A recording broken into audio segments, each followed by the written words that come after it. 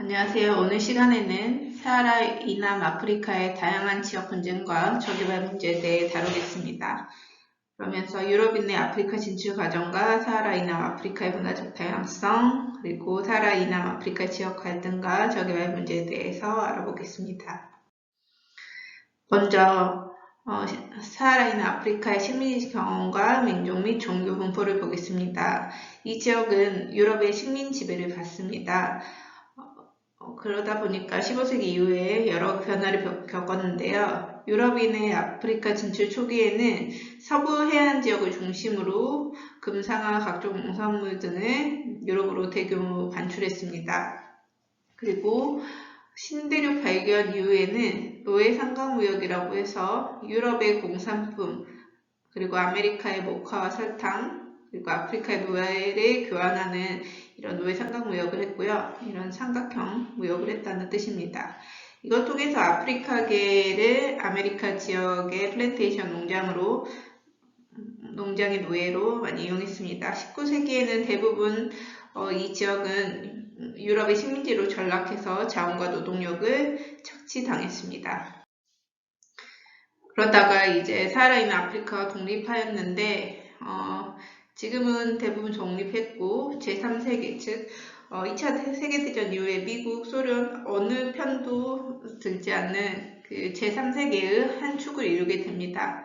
그리고 이 독립 과정에서 아프리카 최초로 독립국의 지위를 얻은 나라는 문제가 있죠.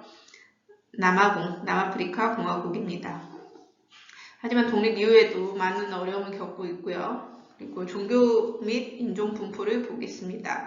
사하라 이남 아프리카 민족 같은 경우에는 아프리카계의 비중이 높고 부족 중심의 원시 문화가 발달했습니다.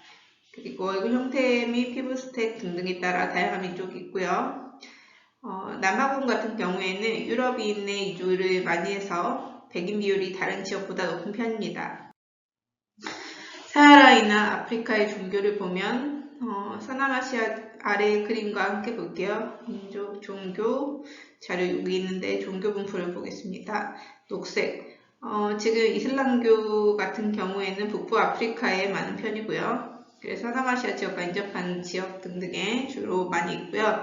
크리스트교 같은 경우에는 유럽인의 식민지 개척 과정에서 아프리카 남부 지역으로 넓게 전파된 편이고 비중이 적어진 편이긴 하지만 부족의 일상생활에 여전히 많은 영향을 미치는 소속신앙이 많이 자리 잡고 있습니다.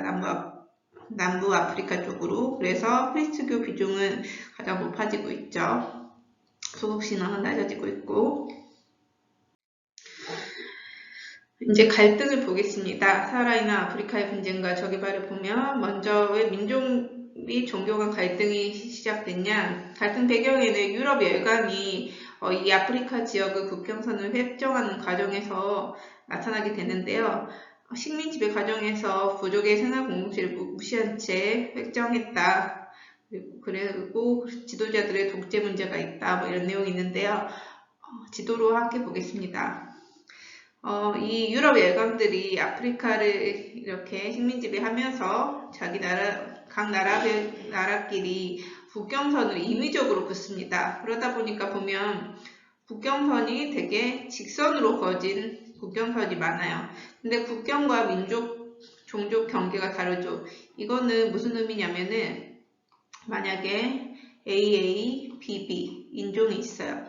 그러면은 국경선을 책정할 때 같은 인종끼리 이런 식으로 구분해가지고 국경선을 설정했어야 되는데 그런 걸 전혀 고려하지 않고 임의적으로 그었단 말이에요. 그래서 A랑 B 인종이 같이 살게 됩니다. 그러면 당연히 이런 다른 인종 간에는 문화 차이도 존재하고 하다 보니까 분쟁이 많이 일어나게 돼요. 그래서 오늘날 아프리카 분쟁이 많은 이유는 이 유럽 열강이 국경선을 획정할 때 부족 간의 부족 간의 생활 공동체를 인정하지 않고 임의적으로 그 국경선을 긋다 보니까 생긴 문제도 많습니다. 그래서 다양한 분쟁이 생기게 되는데요. 그러면서 많은 피해, 정치적 난민들도 발생하게 됩니다. 그래서 시에라리온 같은 경우에는 다이아몬드 채굴권을 둘러싸서 정부와 반군 간의 갈등이 있고요. 그 수단 같은 경우에는 이슬람 북부와 남부가 좀 다른데 이슬람교를 믿는 북부 아랍계 주민과 크리스트교와 토신앙을 믿는 남부 아프리카계 주민과의 갈등이 있었고 지금 2011년에는 남수단이 수단에서 독립했습니다. 하지만 여전히 문제는 좀 있고요. 나이지리아 같은 경우도 북부랑 남부랑 차이가 있는데 이슬람교가 있는 북부, 남부의 크리스트교 간의 종교 경제 갈등이 있습니다. 그리고 루안다 같은 경우도 권력 유지하려는 소수의 투치족과 이에 대응하는 다수의 후투족 간의 갈등이 있고 남아공 같은 경우에는 한때 아프리카계 인종 차별 정책인 이름이 좀 길어요. 아파르트 헤이트 정책이 있었습니다.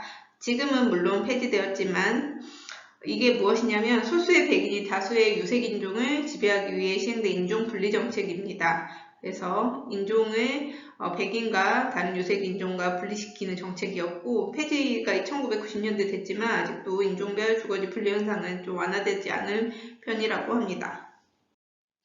저개발의 현황을 보면은 이 남부아프리카 쪽은 국가 경쟁력이 취약합니다. 왜냐하면 수출을 하는 데 있어서 부가가치가 낮은 농산물, 광물 위주로 수출합니다.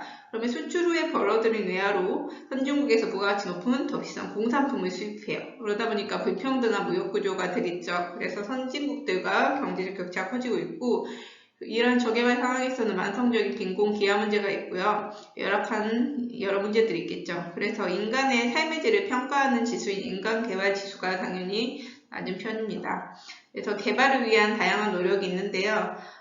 천연자원과 풍부한 노동력을 활용해서 경제 성장을 도모하고 있습니다. 그리고 아프리카 연합을 설립해서 공동으로 경제 발전과 협력을 추구하려는 노력을 하고 있습니다. 여기까지 할게요.